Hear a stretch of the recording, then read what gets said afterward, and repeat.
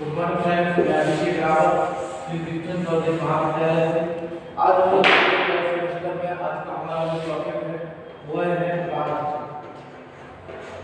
इसी को इंग्लिश में क्या कहते हैं? ठीक है।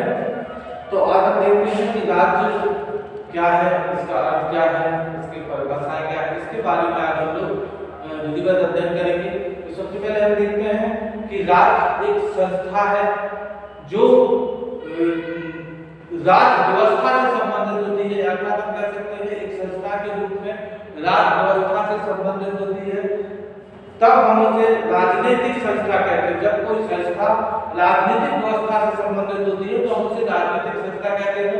जिस प्रकार एक संस्था के रूप में राज्य का आशय उन नियमों, कानूनों और उनकी कार्य प्रणालियों से है जिन्हें सामाजिक नियंत्रण के लिए विभिन्न राजनीतिक संगठनों द्वारा लागू किया जाता है। कोई भी पार्टी, जैसे आपने देखा होगा कि जितनी भी राजनीतिक पार्टियां हैं उनके चुनाव होते हैं, फिर वो वोट डालते हैं, वो जीतते हैं। जिस पार्टी की सरकार होती है उसके द्वारा बनाए गए कानून उस पार्टी के सदस्यों के द्वारा और संविधान के जो द्वारा कानून बनाए गए हैं उन नियमों को पालन कराना उसका मुख्य उद्देश्य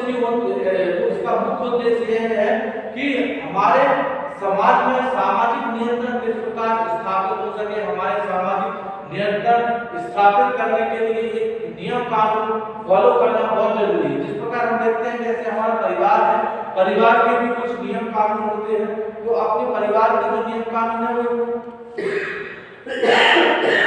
एक परिवार के निश्चित दायरे तक रहते हैं, लेकिन जो राज्य के नियम कानून है उसको एक राज्य की भूभाग, जितना भी उस राज्य का एरिया है, सीमा है, वहाँ वो नियम फॉलो होते हैं। उस नियमों को मानना प्रत्येक व्यक्ति का कर्तव्य होता है। उस नियमों को मानना प्रत्येक व्यक्ति का कर्तव्य होता है। और यह जो नियम है वह सर्वोच्च सत्ता के द्वारा बनाए जाते हैं जिससे कि सामाजिक नियंत्रण संभव हो सके। सामाजिक नियंत्रण बनाए रखने के लिए इन नियमों का मानना बहुत ही आवश्यक होता है। कुछ विद्वानों ने राजनीतिक संस्था है उसकी प्रकृति के 3 प्रकार बताए हैं। पहला प्रकार है नियंत्रण की एक कार्यप्रणाली, इसके द्वारा नियंत्रण संभव हो सके। दूसरी है नियंत्रण स्थापित करने के लिए विभिन्न संगठनों की स्थापना करना, ये इसका दूसरा कार्य है। इसके अलावा सत्ता के उपयोग के द्वारा व्यक्तियों के व्यवहारों पर नियंत्रण करना। ठीक है, तो ये 3 प्रकार बताए हैं। जैसा कि पहले बता चुके कि नियंत्रण की एक कार्यप्रणाली होती है। अगर किसी भी समाज पर, परिवार पर, किसी एरिया पर, राज्य पर नियंत्रण स्थापित करना है तो उस सरकार द्वारा, उस राजनीतिक सत्ता, सर्वोच्च पार्टी द्वारा जो नियम कानून बनाए गए हैं, जो संविधान में नियम कानूनों का वर्णन उल्लेख किया गया है, उन सभी नियमों को प्रत्येक व्यक्ति तक पहुंचाना और उन नियमों को प्रत्येक व्यक्ति का पालन करना, और ये राजनीतिक पार्टियां हैं वो करवाती हैं और ये राजनीतिक संस्था के रूप में कार्य करती हैं।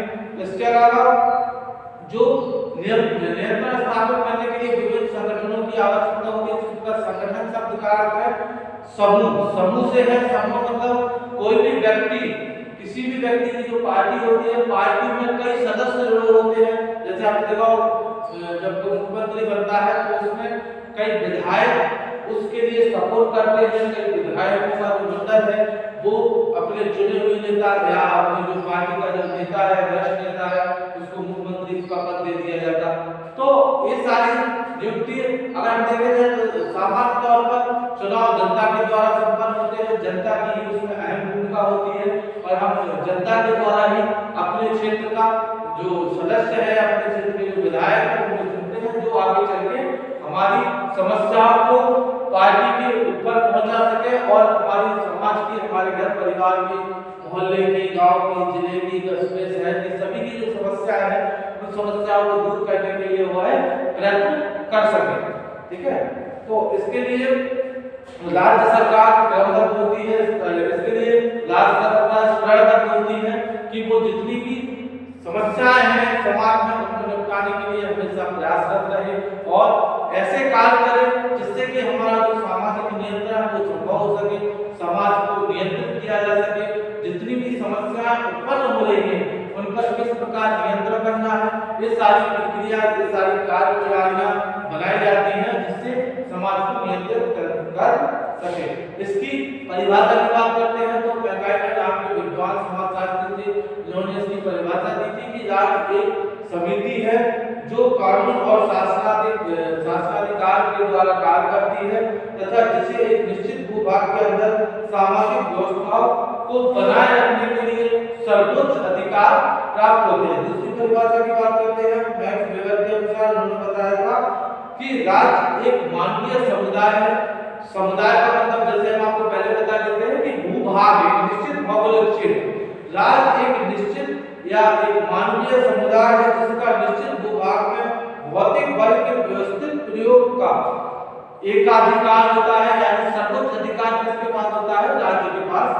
राजनीतिक सत्ता जो सर्वोच्च पार्टी है उसके पास एकाधिकार प्राप्त होते हैं जिससे वो सामाजिक नियंत्रण समाज को नियंत्रित कर सके।